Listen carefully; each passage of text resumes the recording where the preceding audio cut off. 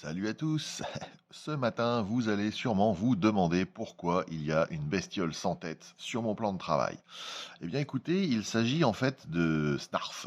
Snarf, le copain de Starlion, je vous ai présenté le kit de Christophe Lebihan alias Composite dans le lien que je vous mets ici. Et en fait, le Snarf a quelques petits soucis d'ajustage avec les clés, la résine, etc. Donc là, c'est le premier des 3 exemplaires que j'ai monté. Donc je l'ai monté à l'arrache, on va pas se mentir non plus. J'ai pas fait d'assemblage à vide et à blanc, voilà. Donc comme vous pouvez le voir, il est pas, enfin il a des fuites, Narf. Voilà, il a des fuites. Donc c'est pas énorme, c'est minime. Néanmoins, la position reste convenable par rapport au Starlion. Donc en fait, il faut maintenant, avant de passer à toute étape de peinture, combler ces vides, ces trous. Et pour cela, moi j'utilise, alors il y a plein de méthodes, on peut refaire un plan de joint comme il faut, on peut, voilà. Donc le plan de joint, c'est la partie entre 2 pièces, qui fait la jonction tout simplement et qui permet donc de combler à droite à gauche, sans coller les pièces. Moi, elles sont collées. J'ai fait exprès pour voir comment ça donnait. Moi j'utilise donc une essentiellement en fait, depuis que j'ai découvert ce produit, il y a quelque chose comme 7 ou 8 ans, de la Magic Dust de chez Col 21. C'est ceci. Voilà.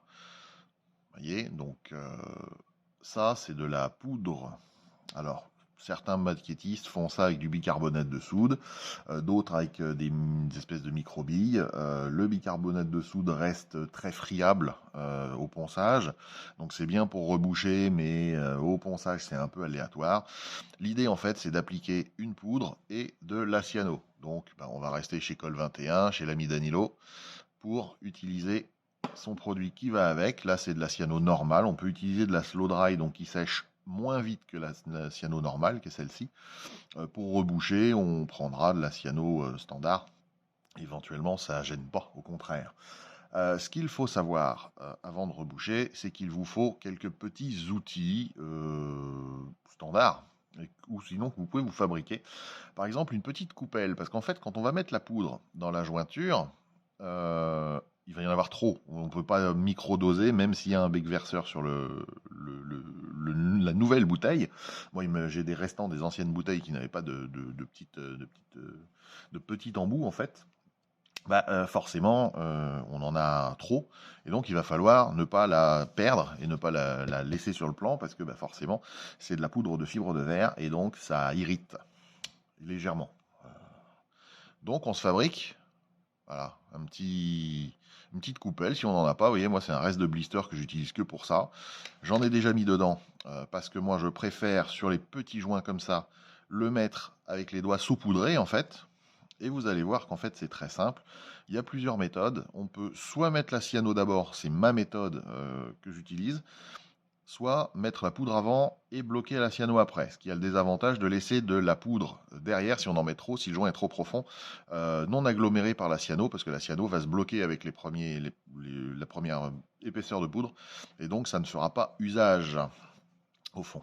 Voilà, donc pour faire des rebouchages solides, parce que moi je me sers aussi de cette poudre, même dans du bricolage standard, pour réparer des choses, pour réparer des vieux jouets aussi également, eh bien sachez que moi je préfère mettre un peu de cyano, y aller progressivement et vraiment faire un joint très très compact. Cette poudre de fibre de verre à l'abrasion, donc au ponçage, peut être modelée un peu comme on veut. Vous avez pu le voir sur une de mes dernières petites vidéos, qui était le buste d'Earthworm Jim que j'ai customisé. Donc j'ai coupé la résine, je l'ai reformé, je vous mets le lien ici, et en fait j'ai resculpté dans cet agglomérat, en fait, le nouveau biceps d'Earthworm Jim, puisque je lui ai baissé le bras. Sans plus attendre, je vais vous montrer donc comment je fais. On met une canule de précision sur l'embout de cyano. On va prendre là où ça se verra, je pense, le mieux. Et vous voyez, donc on va descendre. Voilà, un peu de cyano. Il faut y aller vraiment très progressivement et on saupoudre. Vous voyez. Et ensuite, pour récupérer l'excédent, on tapote. Donc là, ça fait bizarre. Vous voyez. Donc ça a commencé à faire un joint, je pense que vous le voyez. Et on va continuer à mettre de la cyano, de la poudre. Voilà. Et on va continuer tout le long. Alors, maintenant, Danilo a fait plusieurs types de cyano. Il commercialise plusieurs types de cyano. Ce qui fait qu'on peut jouer aussi avec les types de cyano. Il a de la cyano dense qui est plus épaisse. Vous voyez déjà le résultat.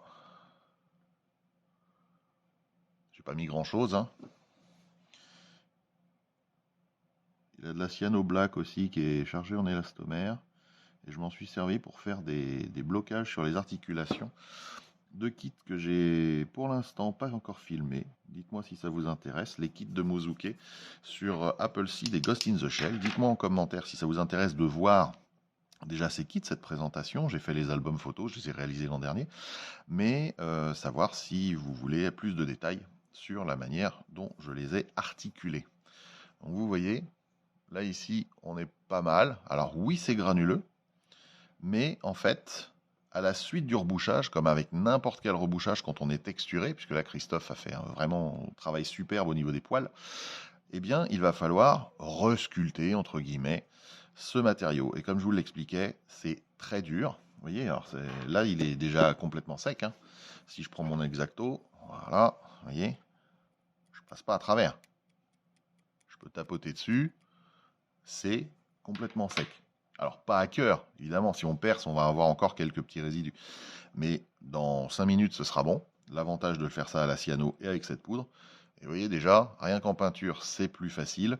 Et maintenant, il suffit de, entre guillemets, il suffit de s'adapter au style du sculpteur et de refaire finalement des façons de poils pour aller dans le même sens et que la jonction, après, à la peinture, soit invisible. Voilà.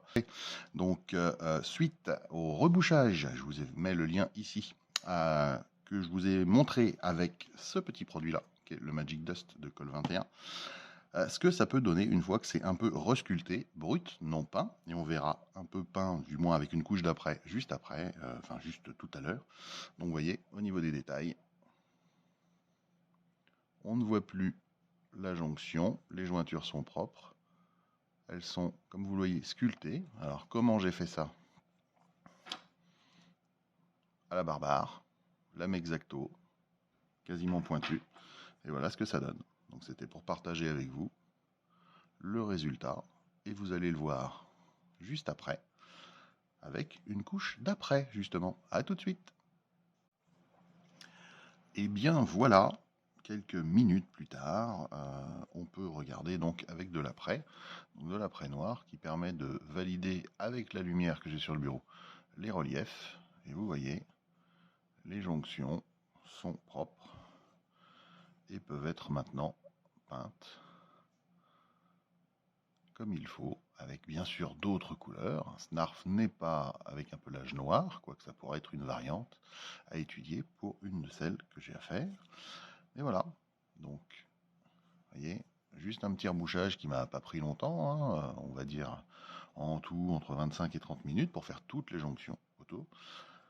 Et ensuite, les retailler, ça m'a pris un quart d'heure, 20 minutes également. Et ensuite, le coup d'après, ça m'a pris littéralement 2 minutes. Voilà.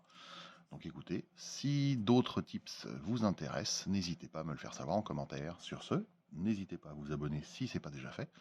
Et je vous dis à très bientôt pour un autre petit tuto. Ciao, ciao!